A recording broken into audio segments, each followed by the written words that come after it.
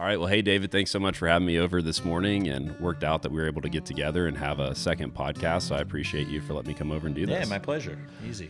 So you just got back from Los Locos. I'd love to hear about that trip and kind of how all that went down.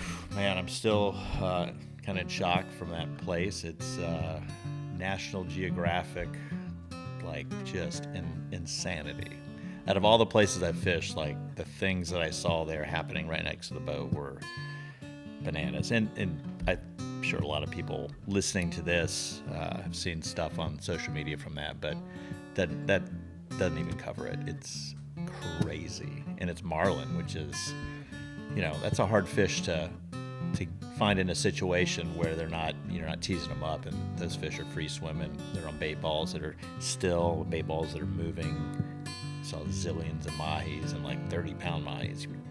They bite it. You don't move your fly because you might hook them. Like, it was just bananas. How did you amazing. hear about it? Like, how did that come down? Last year, Costa put together a group of people to go down there. I was lucky to be involved. And we went down there to try to do these satellite tags and these marlin through the Billfish Foundation, and got to go down there, and I was like, yes, please, let's go check this out. It was very good. We used all the satellite tags. It was like some historic number of tags that we used, but it was nothing like what I saw this year. This year was unhinged. It was incredible. So, yeah. So what is that like? What does a day look like over there? Depending on, the day looks like you get on a panga in the morning. You leave the lodge, you drive over there in the truck, you get on the panga. And we had some long runs, but most of the days we ran inside the Magdalena Bay, so it was pretty protected for most of that run. They put you on a couple bean bags, so it's pretty comfortable, you know. You just kind of wrap and drink your coffee for that run. And on the way in on that run, you may have a little tequila or beer or something. But the runs were long because the fish happened to be a long way away. Sometimes they're way closer, but the runs were relevant for what we saw and the angling. I don't know how many we caught. I think our group caught 60-something marlin on fly for the week or something. It was bananas. And so you're doing this long run. You're on a panga, a couple guys on the boat. Are you just taking turns up front? Both anglers fish at once. Okay.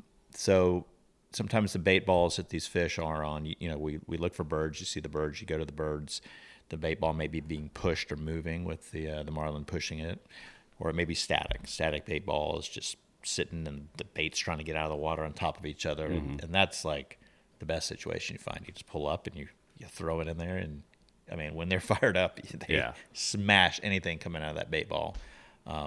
Pretty amazing. Yeah. And it looks like the conditions are pretty rough. I mean, one day it might be bumpy and the next day is flat, but it was pretty nice the whole time we were there. This time of year, it gets pretty calm. So, from your experience, talk me through like the ideal shot, just for me to, because I've seen the video, so I can visualize like what's happening with the fish. I mean, you're using a sinking line, which helps huck that big fly out there.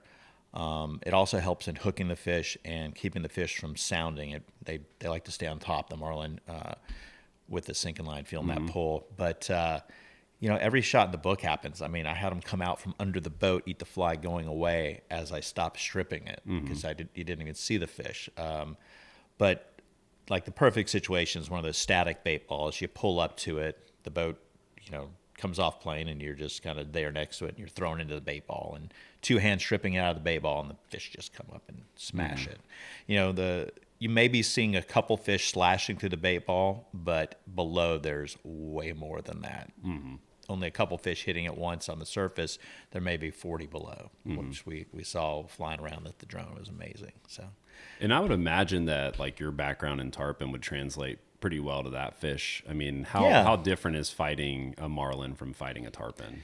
A little bit different, but not a lot different. They just have depth. If they want to go down, they can. And when that happens, you get back away from them, and then they come back to the surface. So pretty similar to fighting a tarpon. So you just hope they jump a lot, and you get on them and pull on them hard, and you get them pretty quick. So do you have some that just go straight to the bottom, and you just have to? Well, they don't go to the bottom, or you never pull them out. But when they do go down, you just you back the boat off of them and they come back right back to the top. So. Are you guys, when you guys are out there, are you targeting any other species or pretty much just working bait balls? There are, like I said, billions of mahi and big ones. And I mean, we pulled up to a few bait balls and there might have been 500 of these fish around it. No exaggeration. And all right, let's go somewhere else and look for marlin. Like, you didn't even mess with them after you caught a few. So, but there was some inshore stuff where there's some big snook in the surf. Of course, roosters are closer inshore. And there's all sorts of stuff those guys are still like figuring out and looking for inshore. It's a giant bait system. So a lot more to the story down there. Look forward to getting back. Yeah, I talked to Joey G from Costa last year after he came back, and he was telling me the accommodations are pretty sweet there too. Yeah. What's their setup like? There's I forget the name of the hotel or inn. It's basically base camp for those guys, and they have a couple of spots right there where some of the guides stay on location. You come back, you go back to your room, you shower, you walk 50 feet over to the, club or mess hall, if you will. They have a really cool little spot where everybody has apps and some drinks, and then they make dinner, and it's kind of everything happens right there. It's pretty cool. Yeah. And then, so you just got back from that. Obviously, we're a couple days after Christmas now, and you're getting ready for Seychelles. And you were showing me your Thai room is just, it looks covered in materials. What does the prep for that trip look like?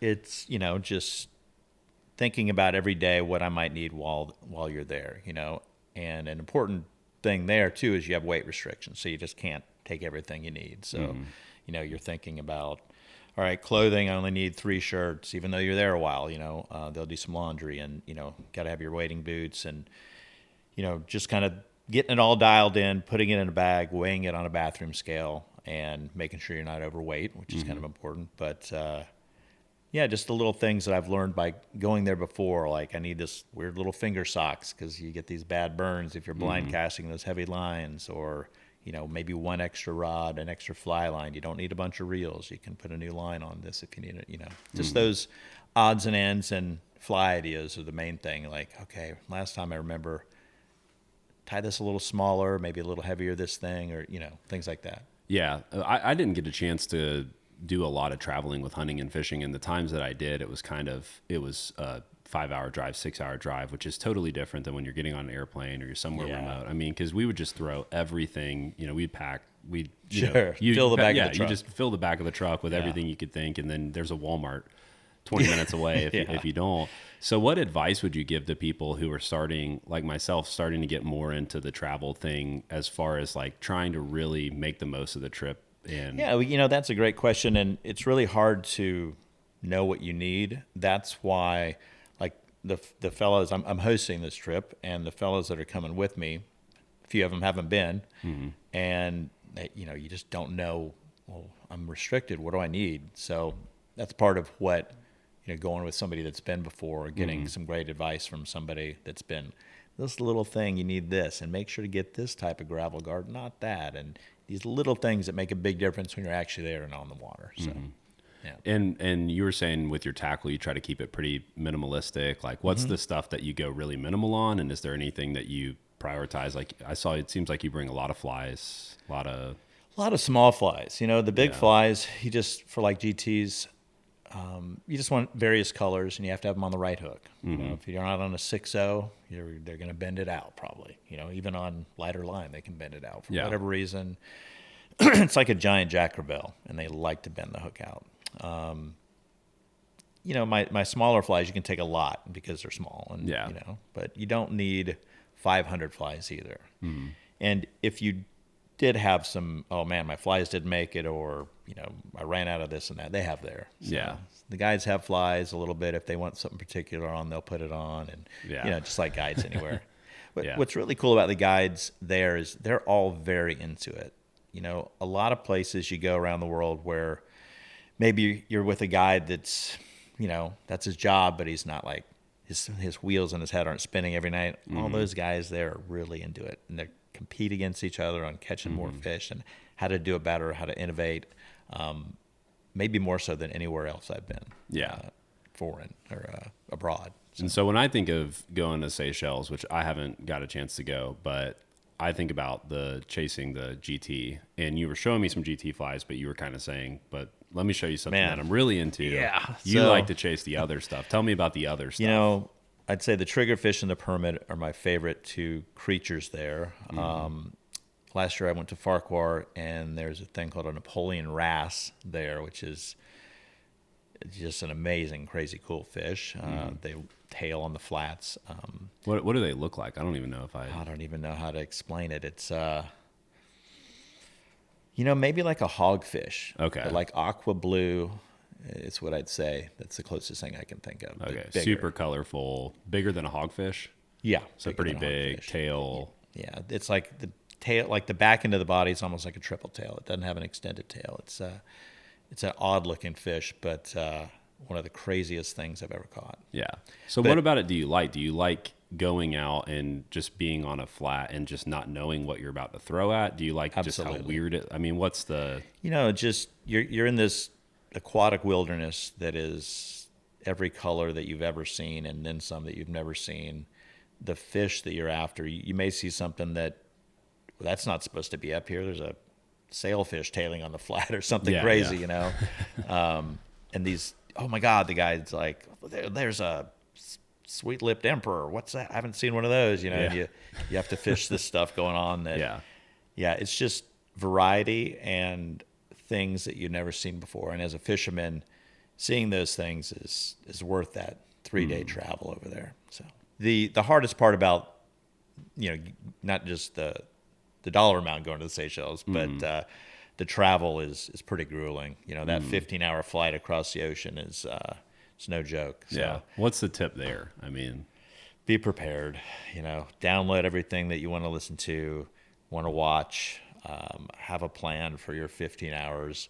Have a plan for the layovers, and bring that good neck pillow and good set of headphones. do you wear those compression sleeves on your legs? I've heard about people doing that on long flights. Like, I guess that's supposed to help the blood not just sit in your legs. I haven't.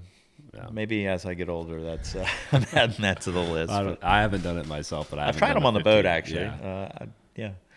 But I do take some for wading. So my wading deal will be not real high compression socks. Then I use a wading sock. Sims makes a wading sock.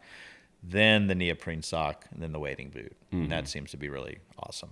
Yeah. Yeah. And then a lot of guys I see, like they have the compression pants on. Is like, what's the thought So there? most of those, I don't know that they're compression, that they're just those like thin men's tights, workout tight looking things, because you spend time jumping in and out of the boat and wading, and if you use pants, then they're flapping and wading, and they don't work as well as those thin, what do we call them? Like Tights, Under Armour, Under Armour kind of Nike deals, running pants or whatever. and those dry really quickly. They don't feel wet on your skin, and they cover your body from the sun. One of the craziest things about being that close to the equator is how intense that sun is. I've spent time in the sun a lot. One of the only things I don't cover is the back of my hands. Day one in the Seychelles, first time I was over there with brown hands, I thought I was pretty good. They burned badly. Yeah. So I learned my lesson quickly and just covered. I take SPF 100. You have to cover up, or you may not be able to go fishing the next day. So Yeah. a lot of little things like that you learn from going over there that you pass on to the people that you're taking, so their trip's enjoyable. Yeah, for sure. I mean, I even on some of the trips that I've done the past 5 years, I've seen guys go somewhere and not, whether they get sunburnt or they get dehydrated. And then we had a guy a couple years ago on a trip, and we were out in Chandelier over in Louisiana, and he got dehydrated the first day and could barely fish the second day. Yep. So those types of things too. You're spending all that money, all that time. You don't want. You got to be anything prepared like for all those little contingencies, like all my clients I'm taking to the Seychelles, electrolytes. Got to bring a lot of electrolytes. So, No, that's awesome. So we did an interview, I think 4 years ago, and we mostly focused on tarpon. 4 years ago. I think it was about 4. It probably 3 or 4 years ago. Yeah. I can't remember. I try to use COVID as, Your like a timeline BC, reference. kind of after COVID and before COVID. And I think it was before COVID. I think it was. I guarantee it was. Yeah. Yeah. So And since then, I'm trying to go around and do a round two with some of the shows that, I recorded early on. And I'm just kind of curious, in the past 4 years, what have you been interested in? What have you been getting into? What are some things you've learned? What's Past new? 4 years. Well, it seems like that last podcast was like 6 months ago. The older you get, the quicker life accelerates, I think. I feel like I found that out. Last 4 years, of course, lots of tarpon fishing. I've really been getting into permit fishing. I'd say that may be one of the things in the fishing world that has happened in the last 4 years. A lot of that has been down with my friend Nathaniel Linville in Key West area, him and John O'Hearn and Brandon Sear and some other guides that fish with down there, Ian Slater. I go down and fish with Nat. He has me down there as hosting me down there, and I absolutely love that fish because it's so hard and it demands that you do everything right a lot. So, and that's really been into that. For my personal fishing, What was the origin of that? Was it, because I'm sure you've obviously been around permit fishing your entire guide career, but where did that wormhole begin? I certainly I permit fished before that. Caught my first one with my friend Bear Holman. But what I gravitated toward with the permit, and I think a lot of anglers, fly anglers, find themselves that they move towards that fish because it's kind of the top notch. I think the top of the mountain, right? It's one of those things that as a fly angler, okay, I want to catch a permit, and you have to evolve to that, that level to be able to do it, do it well. You can go to some places and throw it in a school and you've caught a permit. But to be able to do it consistently and do it in Florida is a different level. Yeah. And, I wanted to catch one here before I went abroad to do it. And I did. And Nathaniel and John O'Hearn and some of those guys down there are doing it on a way high level, like thinking in grams, thinking in like giant leaders and the lines, and like all the tiny little details matter, and they matter every shot. They're how you stand on that boat, every little thing that you do leads up to that moment and that shot, and that I don't know, I think that's cool. And I've been into that lately. So when you started spending more and more time with those guys, and that was kind of your personal fishing as far as chasing permit, how did that impact what you're doing over here with tarpon and redfish? Well, anytime I think you fish, or I fish with somebody that's thinking about a fish on that level, I try to put that into what I do, and I think those guys do the same, okay, how's that guy see this? Or, what do you think about this? Or what did you see there? And yeah, you feed off each other and feed off of, other people that are performing at a high level, whether it's fishing or sports or art or anything you do. People that are really hyper-focused on their skill, I think, benefit from doing those things with other people that are, I think that's probably obvious, but that's what that's my answer. Yeah. When I fish with those guys, I like to see how detailed they are with all these little nuances, and I turn that into the thinking on my personal fishing, whether it be red fishing, even for redfish this time of year, or tarpon fishing and any fishing. So, was there anything as you learn more and more about it and you learn more about the details that surprised you that you maybe wouldn't have thought of on your own? Well, when I first started permit fishing, it was kind of like you're polling, there's the permit, huck it at it before it spooks and strip it, or, and, looking back, I'm like, oh God, yeah, no wonder I didn't catch a lot of those fish. You're not, you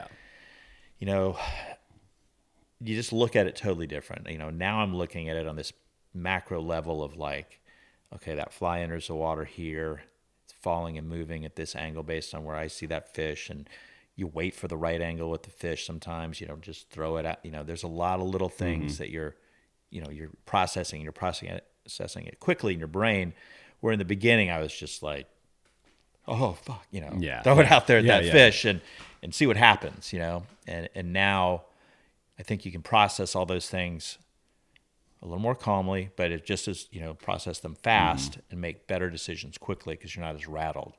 I'd say that fish still rattles me a little bit, and less Yeah. and less the more I fish for them.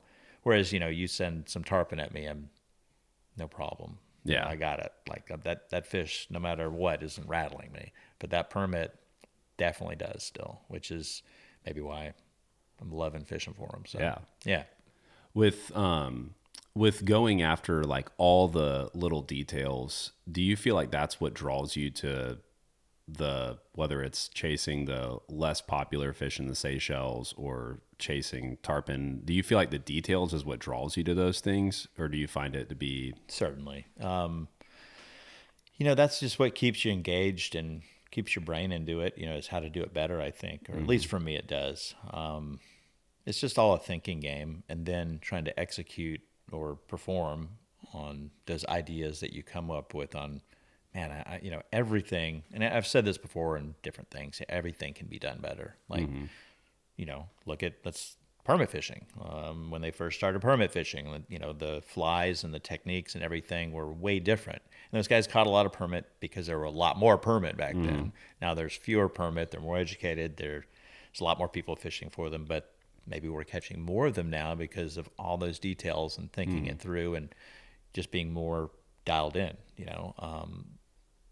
Yeah. Yeah. Yeah, no, that makes perfect sense. I was curious too, as somebody who spends so much time on the back of the boat or on the back of the bow, I guess for you in some scenarios, but proverbially on the back of the boat. Yeah. What is the hardest part about making the mental shift to being the guy on the front? That's pretty easy, I don't know. I just get hyper focused when I'm on the front of the boat, fishing for a permit, just laser focused. Yeah. And I was curious if it was hard for you to, I guess for me, like I fish with some guides and then I'll like swap with them and they'll be on the front, and it's almost like because they've, a lot of them don't get a ton of time to do it. It's almost like, it seems like can be a hard switch for them to I hit. understand that. But no, typically if I'm going permit fishing, I'm mentally prepared and looking forward to that moment of stepping up on the bow and making sure all my lines stretched out well and my leaders are perfect and my knots are good and the flies are tied exactly how, all those little details. So no, and that's part of what I enjoy is all that prep work too. And then, hopefully it pays off and your cast is right and all those things. And the pressure of making it work right is kind of fun for permit, yeah. So the past 4 years, like as you've continued to build your business, grow as an angler, grow as a captain, what things have been affecting you off the water that you feel like grow as a guide? Yeah, grow as a guide. What did I say? Did I say grow as a guy? No, I know as a guide. I always laugh. All my clients, I don't let anybody refer to me as captain. Oh, okay. I'm a guy. What's the thought process there? It's just a silly little thing that I do. Captains are they big like wear a barges hat and and stuff. drive a giant boat. Anyway, I'm You just could do messing that. around. Yeah, You're getting I a could. 21 Chittum, so it's Yeah, a bigger boat. so it is. I don't know what size boat. I just need the hat. Yeah, what size boat can? I feel like you got to be over. I feel like you got to be over 40 feet to have the Typically hat. I think of the love boat when I think Yeah. captain. So, yeah. I think 21's at some point you can't put a name on the side of the boat if it's too small. I feel like, and you can't wear the hat. That's right. You can't name your boat if it's under 25 feet. That's kind of a rule. Yeah, Yeah. And then what's the hat rule? I don't know. Well, let's call it 40 We'll feet. make it If up. somebody knows, drop it in the comments. No, I'm just messing around, but I forgot what you were asking me. I was just interrupted asking there. things off the water that you feel like have changed or you're growing or learning that maybe are affecting you all around as a person. Oh man, just most of my learning has been with my 15-year-old in the past 4 years, I'd say. Oh man, some big lessons there. Patience. Yeah. And I think some of that patience, I hope, maybe some of my clients would disagree, translates to my demeanor on the water. So, yeah. Yeah, I have a 7-year-old and one that just turned 4, and I've been because I did a lot of ministry at church with middle school and high school students before working with college students. I've spent a lot of time around middle schoolers and high schoolers. Actually, I was an only child. I didn't spend hardly any time around 7-year-olds, and that will patience is big. But then it gotta looks have it. different, right? At like 15, it's a totally different beast. Like. Yeah, the best weapon in my arsenal for dealing with difficult times with my 15-year-old is trying to remember where my mind was at 15. Say, okay, put yourself in their shoes and go, yeah, I remember thinking I knew everything and all that. Yeah. So How for you, like I know a struggle for people is a lot of people don't like to use the words balance, which I totally get that, but trying to manage time and be intentional at home and be intentional when you're with clients, there's just a lot to manage there. I don't know if you would use the word balance or not, but for you, what have you learned about that maybe you could pass on to people who are either doing a lot of guiding or they're doing a lot of fishing, hunting, traveling? How do you try to do that well? You try to be as present as you can in each situation, and it's really hard. If you're an independent guide, you're managing phone calls and emails and whatnot. And, you kind of need to have a method for it and be able to turn it off and just be present with family. Especially like dinner time. It's one of the things in our family that, okay, don't mess with the phone or don't, really be present around that time of day. So. Yeah, that's something. I was in the Bahamas a couple of years ago with Kyle Schaefer, and one thing I really I'm drawn to about Kyle is he's able to be really present. Like when he's on the bow of the boat and he's fishing, he's focused, he's present. When he's with his family, he's focused and present. So I asked him, I said, "Man, what advice? What's helped you?" And he told me a book, and I think it's called "You Are Here," and it's got a bunch of Buddhist stuff in it, but it just talks about being present. I read it, and it made me think about a lot of stuff that was really helpful. Like for you, I think there's probably a big correlation with, when you're on the bow of the boat chasing a permit, you got to be really present, hyper focused, present. Yeah. And then when you're with a kid, I found too that the more present I am, the more I enjoy that time anyway with my kids. I'm not frustrated I'm playing this toy or whatever with them. But for you, have there been any tools or things that people have said or anything like that that's helped you grow in that, or have you just kind of learned that inch by inch in life? I think inch by inch. Yeah, if there have been, I'm sure there's been some help from everyone along the way. That's kind of how it works, but nothing that comes to mind. Yeah, with my daughter, I always have to remember and remind myself she's a lot like me. So, I see those characteristics, and I'm like, damn it, it's like my revenge on myself. It's a mirror. Yeah. Yeah, exactly. So, no, just trying to be patient, and which is hard for me sometimes, finding patience. But, just knowing, hey, I need to make time, and how important that is, and putting myself in her shoes and thinking about it that way. So yeah, and I see, like, I've seen you guys do slackline together. And are there what things have you guys found? Slackline, we skateboard together. We've been kicking the soccer ball lately. She's kind of getting into that. Surfing. She definitely likes surfing. Now you guys do a surfing trip, right? Yeah, usually in the spring. Okay. Yeah, it's usually our time to go on a trip, and her spring break and that springtime isn't crazy busy, so we try to make that our yearly family trip. So yeah, last year we went to Sayulita, kind of a longboard surf spot. So yeah, no, that's really cool. And I mean, I've talked about this before, but I've realized in the outdoor world, I call them outdoor pageant dads. They're like people in the outdoor world that want to like force their kids to be like, look, and it's really cool when you meet. Sure. I've met some kids who love fly fishing, who love fishing, and it's their own, right? Yeah. But I think like as a dad, like you've also, for every one of those kids, there's 20 kids who their parents tried to force it for their own image or whatever. For you, how have you tried to kind of manage, when you're here and you've been involved in so much stuff in the fly fishing world, how do you try to manage kind of her interactions with that? Does she like to fish a lot?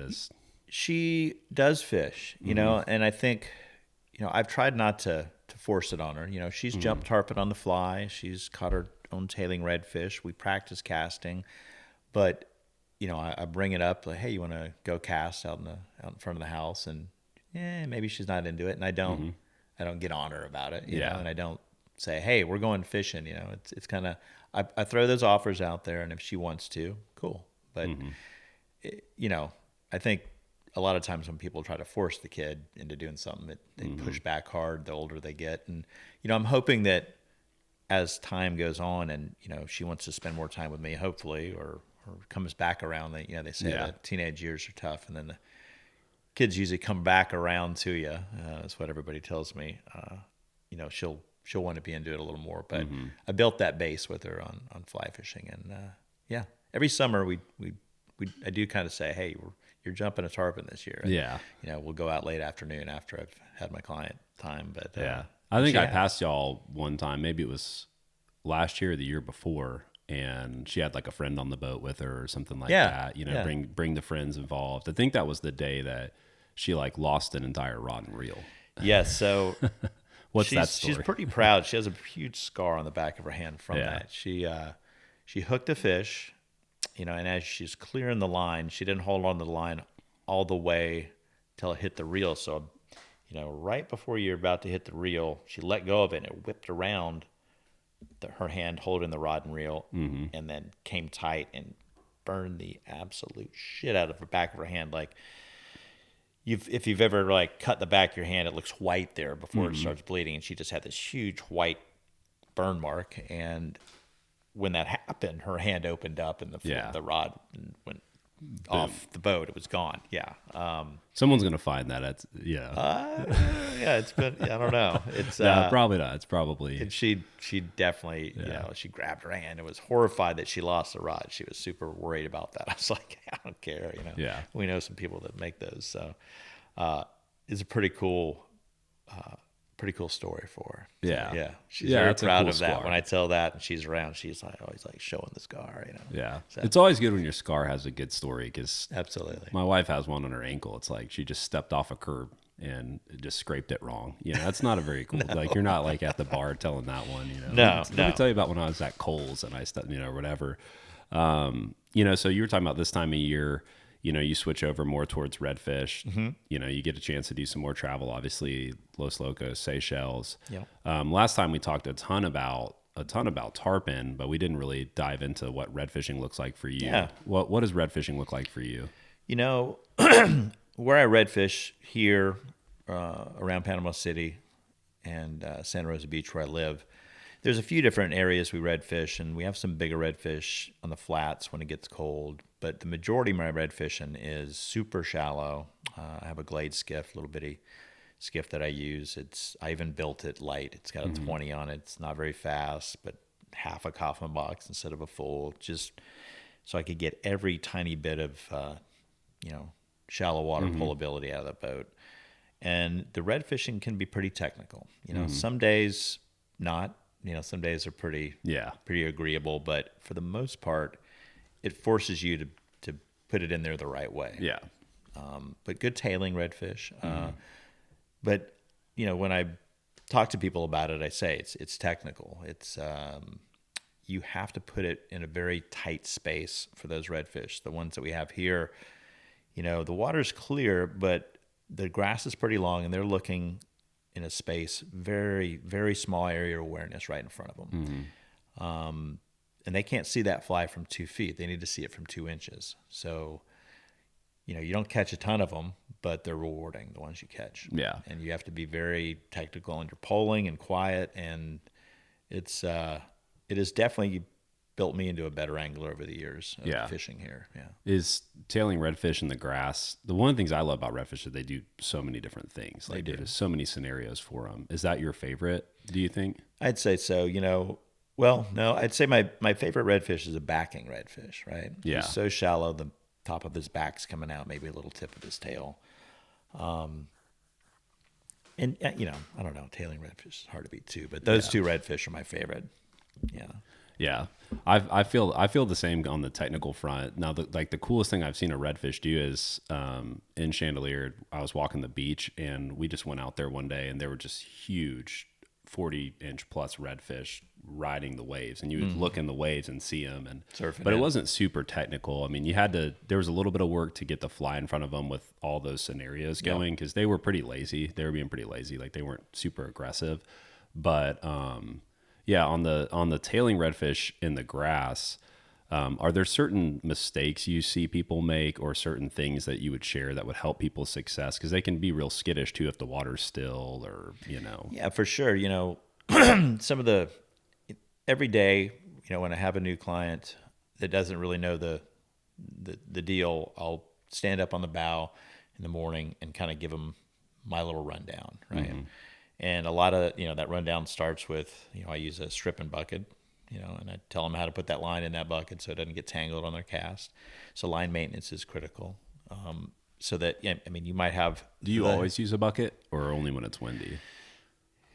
Sometimes I don't use a bucket if the angler's pretty proficient, but I use it a lot. All right. Because, if somebody hasn't done a ton of fly fishing on the bow, they're not great at line maintenance, putting it in the back of the boat. Or they move around too much to throw the line back in the back of the boat and spook fish for another 100 feet. You know what I mean?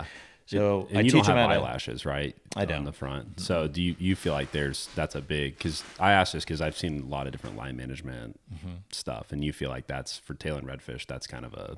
No, it would probably work fine. You just don't have them. I don't have them. Yeah. I don't like them. You don't like the way they look? No. So, I would say, I teach them how to put the line in the bucket so I know that the line is good every time. I teach them that, when you cast only with your upper body, you're not moving the boat. Anytime you start a cast, even if you're thinking you're being super still, if it's calm and you're in super shallow water, the boat moves a little bit and it sends these little pressure waves away. If those little pressure waves meet the fish before you've shown them the fly, if you have to make a second throw or whatnot, the fish may not blow out and spook, but if he vibes that you're around, he's a little less likely to eat your fly. So we want to show them the fly before that happens, or be really good at not making those little pressure waves move away from the boat. So keeping your feet still as we approach, being, not moving at all as you approach the fish. We're seeing one from some distance that we're approaching. Keeping a proper amount of line out of the rod tip. All these little details all come into play when it's time to take that shot. And one of the things I preach also is go for broke.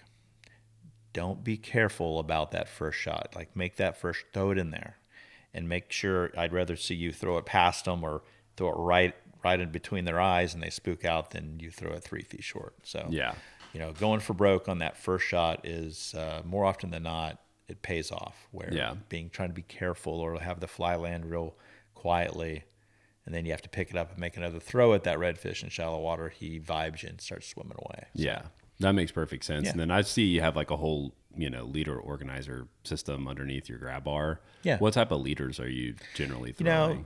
Typically my typical redfish leader is 12 pounds, 12 foot, 12 pound. So, okay. Yeah. Is it just is it just straight 12 all the way? I mean, no, a tapered leader. Yeah, I like tapered leaders. What's the recipe for that for you usually? Just a 12 foot, 12 pound. And then if I change the fly a little bit, I'll add some 12-pound tippet to that. Pretty simple. Yeah. Have you done a lot of kind of throwing gurglers at them, at their tails? Are there certain things that you... It takes the right angler, and it takes the angler that is okay giving up a lot of shots. So, you have to have the fish doing the right thing, and you have to have the fish, you're going to encounter some that where if you were throwing a subsurface fly, you could have made that shot, maybe caught that fish that you won't get to do if you throw a gurgler, and that fish has to be completely unaware that you're there. But gurgler's fun to do if the right guy is into it. So I think that's one of the more cool ways to catch them, like a little shrimp or something that flushed up behind them, and it's fun watching them turn coming up and try to eat that thing with their, they have an inferior mouth on the bottom, and they miss it a lot of times, but it's worth the juice is worth the squeeze, I think. Yeah, and I've seen a lot of cool video footage from you of kind of teasing big bowls out of schools and things like that.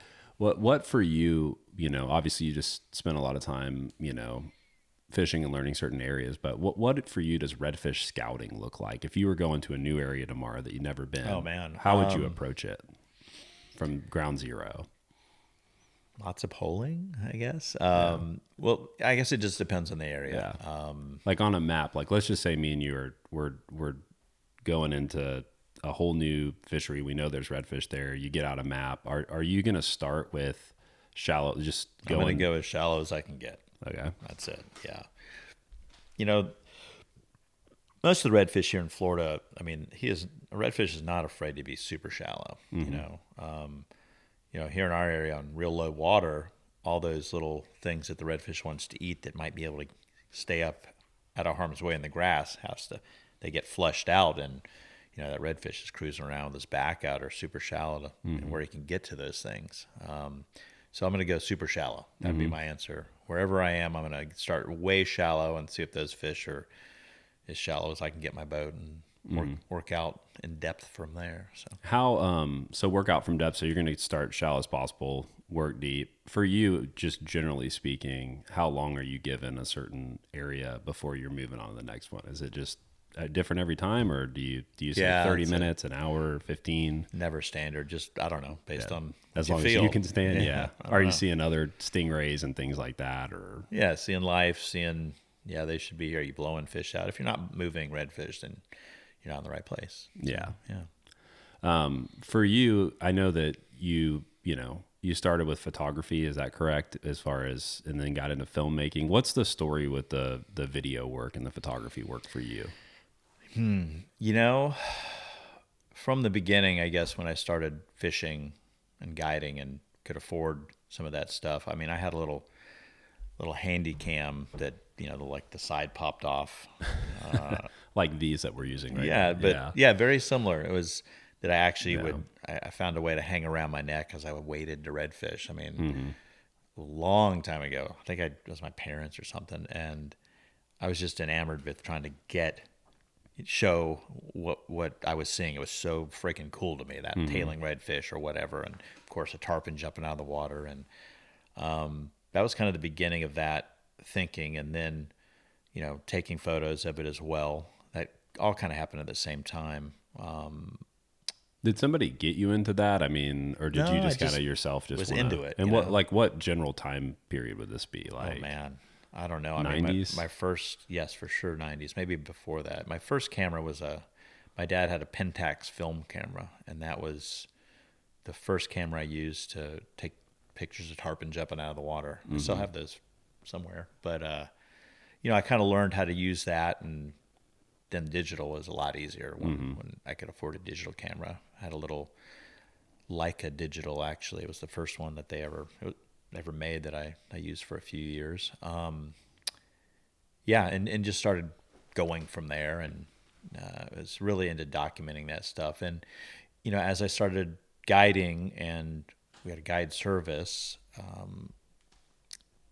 it was pretty inherent that if I think people, without saying, hey, I can put you on these fish, or I know what I'm doing. If you show these fish doing amazing things, it's inherently obvious that, hey, I was able to get there and sneak up on these fish and show them doing this cool tailing or these tarpon eating a fly or something. Well, it goes without saying that you could put your client in these situations. Sure. So that worked that formula worked for, showing some of that cool fish stuff and making films and whatnot. And yeah, we got plenty of days booked doing that, and started building our guide service from that and building client lists. So, what was your first film or photo that you felt like, that was, you kind of start, I guess most people start, and you're taking videos and photos and you're showing them to friends and people are kind of cool. Was there a first one where you felt like, okay, this is really getting traction, or this is a monumental moment for me in photography or film? No, I can't. No, I don't know. Still searching for it? I'd have to think that one through a little bit. Yeah. Is there a certain film over the years that you're most proud of? Well, the most proud of would be the most current one, this Steve Huff film. Everything I've done film-wise before that has led up to this one, I think. Really proud of that one. Pat, Ray, and I did recently, called Huff. Yeah. So everything leading up to that, like leading into that moment, and I guess in a way that's kind of what you're saying with Permit, where you're doing all this types of fishing and it's all kind of leading up to it, and you're learning things and you're putting all that together. What would you say when you went in to get that opportunity to make that film and work with Steve? What were the things that you felt like you learned or brought into it from over the years? a lot of the film stuff I've done, I've been shooting, and I shot a little bit. Pat was mainly shooting, but the ideas and I as you do more and more of this film stuff, you have a vision of what you see the end product as you shoot. So when I first started doing that stuff, I just started shooting stuff that looked cool, and then you put it together later to try to piece together something. Yeah. And then you kind of learn how to storytell a little bit. But as you advance and all that, you have a vision of what you want it to be before you ever start, And I kind of had that with this. Luckily, it turned out really. It was a little different than the end vision I had, but it turned out really well. Yeah. I wish I had another 30 days to film with him and dig super deep and do a lot more of that, but life doesn't really let you do that a lot of times. And he certainly, it was hard enough to get him into sure. it. Yeah. If I didn't have the relationship with him that I had, there's no way he would have let, I'm glad that he let me do it. So. Yeah. The opening scene with the dragonflies, epic, man. And the quality of film's so good, but it's got a cool pace to it, too. That's not just like a stoke reel, that people that I am around that know him, that, kind of the way they tell stories and what they tell about him, it's not all, a stoke reel wouldn't really reflect his vibe. It would never work. Yeah. I think that piece did a good job of, the goal really was, making a little piece about that man. And, there's tons of people that know of him, know his name, but have never met him. They would love to meet him or love to fish with him, that just aren't going to have that opportunity. And the goal with that film was to show who he was and let everybody have a little bit of a piece of understanding and knowing him. You know what I mean? Which I think it did well. You got a little insight behind the curtain, so to speak, about Steve Huff. So, yeah, and I think too, you mentioned just getting him to do the film is one of the hardest things. Like that's one of the things that I've learned with the podcast. I mean, most people are pretty susceptible to or open to doing an interview, but you have to be willing to. It's all the behind the scenes stuff that I think, that's kind of hard stuff to learn along the way. And, that's to me, those types of details are the ones that people, you have to actually ask and learn and get mentored by and stuff. Sure. For you and your filmmaking and videography, have you had certain people that have really helped you a ton with that, or? A lot of it has just been self-learned. But I used to work, did a lot of projects with a friend named Cavan Brothers. Colorblind Media. I've done a few things with Pat Ray and some other folks along the way. And of course, you learn every time you do something. Filmmaking is, to do it well, there are a whole lot of talents you need to have. Not only storytelling or have a vision, but how to be, understanding the cameras and all the editing. Like, my God, audio. There's so many different things you have to understand and know how to do if you want to do it well as a one-man or two-man band. It's very difficult. Very expensive too. Yeah, and a lot of details. Yeah, I remember I was talking to you. I don't know if this was on the podcast or off the podcast, but I remember I was getting into photography, and you said you might just want to just get all your money together and just light it on fire instead. I would say that's more true with videography than photography. Yeah. Yeah, I got a little Sony A7 II that it's starting to have. That was the best camera I could afford at the time. And then I figured if I wanted to update it, I'll wait till this one breaks. And that's inevitable. And now it's starting to break. And I called a friend and he goes, "Have you had it around water?" And I said, "Exclusively." Yeah, exclusively. It's like I got all sorts of issues now, but it has been, to me, the photography piece, which I don't do a ton, but when I do, it forces me to slow down and, appreciate certain things a little bit more. Sure. And then sometimes it super gets in the way.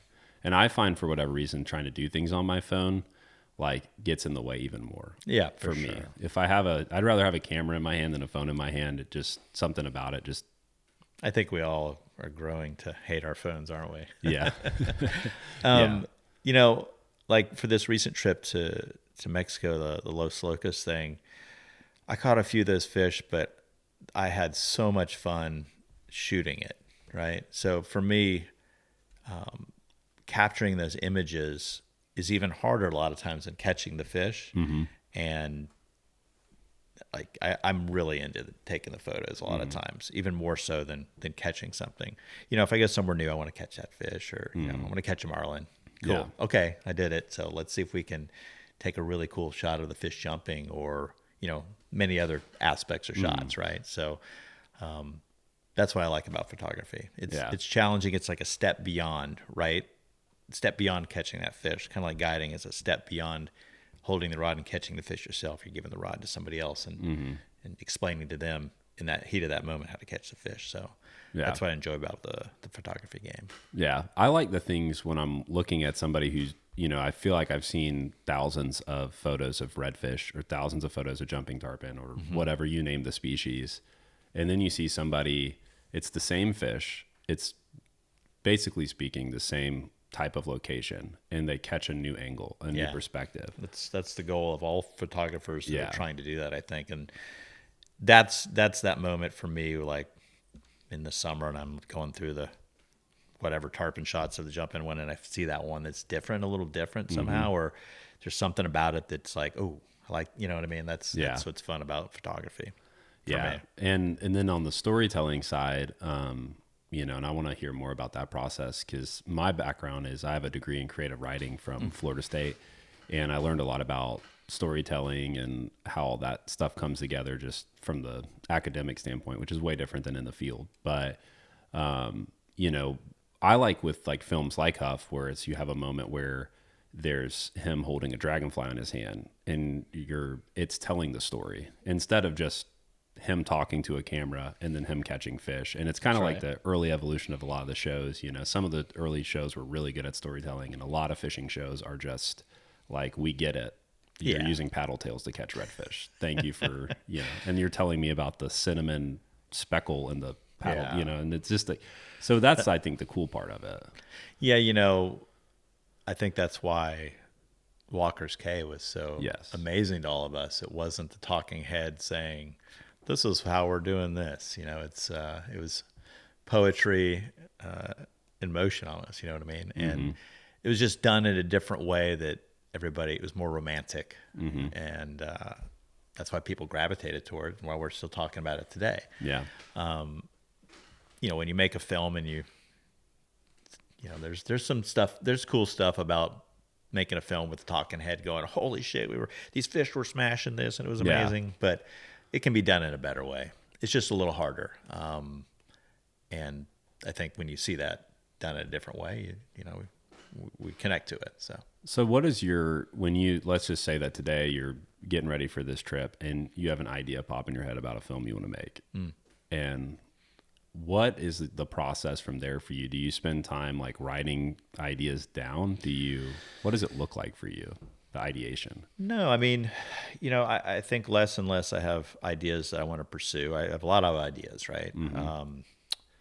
But ideas that I want to pursue that I'm really interested in, because, you know, I think maybe just as I get older or whatnot, your time becomes more and more valuable because you have less of it.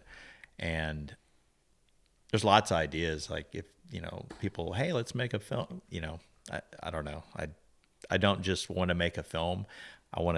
There has to be an idea that comes up or something that happens that I'm like really drawn towards, or I don't know. It's got to have a lot of impact, or it's got to be like this thing with Steve, like, you know, asking him to do that film, I was probably the most nervous I've been in years and years. I talked to everybody I knew about, hey, how do you think I should approach him? And people that I didn't even know that knew him, and thank God he said yes. Yeah.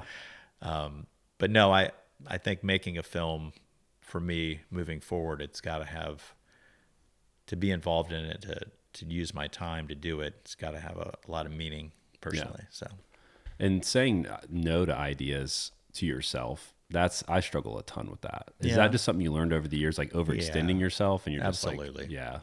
You know, then you don't have that balance that you talked about earlier with family. So, you know, if I was a single man, I'd have 5,000 projects going at once. Now I can handle maybe, you know, 30. So Yeah. And the money, I've just, the past 5 years, I've just struggled a ton with that I've gotten a lot better at saying no to other people, and I've needed to learn how to say no to myself, because you have an idea and you kind of want to see where it goes, but then the other idea that you started a month ago gets diluted. That's right. And I guess that's the quantity over quality. You got to pick and choose. Yeah. Yeah. I've certainly lost way more money in making films than I've ever made. So. Yeah. Yeah. And just because I wanted to do it. I'm that with hobbies too. I'm like, just sending money and saying, oh, I could have put that money into something that is actually more meaningful. And I'm trying to get to where I'm given stuff like, if I still want to do it in a month, still want to do it in 2 months or whatever, then not feeling as rushed. Like I have to rush it to the factory, and do it instantly. Yeah. So let's just say that idea pops in your head and you're like, I want to make, it's the next Huff. Or maybe it'd be helpful just to talk about how that ideation happened. Let's just do that. I've wanted to make that film since I started making films, or since I knew who that guy was. Did you write down the storyboard? Like, what did that? That's what I'm curious about. Yeah. The end thing that I envisioned. I'm kind of glad it didn't come about. I'd had this idea. I'd actually written this whole thing down that was going to be maybe a Huff speaking to the Everglades, like at this place that he's, grown next to, like personify the Everglades as maybe a female or something that he was speaking to, and as they've grown old together or something. But anyway, it didn't come out to that. It's because he was like, no, I'm not doing that. Yeah. So, which I was cool about. But anyway, yeah, I thought and have thought for a long time about that one, just because I have so much respect for that guy. And so everybody does. It has to be done right. Yeah. And Pat and I were very nervous about, going into it, what we're going to get. Are we going to be able to, the right VO has to happen, voiceover has to happen, and he has to say the right things. And that was the hardest part. And it usually is. The filming part, there's going to be some cool stuff going on in the Everglades, you know, and around him. But the VO and him saying the things that have impact and are really cool, that tell his story through his own words, is the hardest part about making a film. So yeah, I think it came out great, and we're proud of it. So. That's an interesting dance between ideation and what you want it to be, and allowing it to naturally happen. And it rarely comes out how you thought it was going to be. So that's part of that process. And allowing that person's voice to come through, which is what I've tried to do with interviews, which can be tough. Very depending hard. On how different people's voices is. I feel your pain. It is. Yeah. The interview process is very difficult, and it's a skill, certainly a skill. I mean, people go to school to study for it. So, yeah. Well, you try to get out of the way and let the person be showcased and shown for what they are, which with a Travis Sands, you don't get out of the way of Travis Sands. You interview Travis Sands, you're going to get Travis Sands. He'll run you over if you don't get out of the way. But then some people, it's like, you're trying to pull that out and show their personality. Yeah. For sure. I think you did that really well, and it felt like a meaningful film. It was a little vignette into him, for all those that can't ever be on the bow of his boat that would like to, at least you get to meet him a little bit. So with you, like, you've done a lot of photography, you've done a lot of filmography, filmmaking, travel trips. You built a business with Kyle, who I did a interview with Kyle Pitts. You guys got a really cool guide operation. That's a whole nother podcast to go into the business side of things, but maybe next time we'll talk business. There you go. But for you, as you look at the next 10 years, 20 years, what's next that's a priority for you? Just spending more time with family and tarpon fishing. Yeah. I mean, I cherish every single day of that season. I look forward to every single day of that, and the clients I get to do that with, and just enjoying that. Yeah. I don't have huge aspirations or plans. I want to, I live here now in Santa Rosa Beach right now, and as my daughter graduates high school, I'm going to live and build a place in Alligator Point. So I'll hopefully die there. That's where I want to be for the rest of my days. And that's it, really. Yeah. Well, I appreciate the time. There'll be plenty of opportunities down the road to dive into some other categories, but I appreciate you just sharing a little bit about the filmmaking and travel and redfish, and grateful for this opportunity. And I'm sure I'll get a chance to see you around soon. Absolutely. Well, thanks for being interested and listening to what an old guy has to say. An aspiring old guy. Aspiring old guy. That might be your next big idea t-shirt. Oh, gosh. We won't talk about your sticker idea from last episode. Okay. I don't know if you remember that. But I don't, but I probably can imagine what I said. Yeah. Well, thanks so much, man. It's been great to hang. Thanks, man.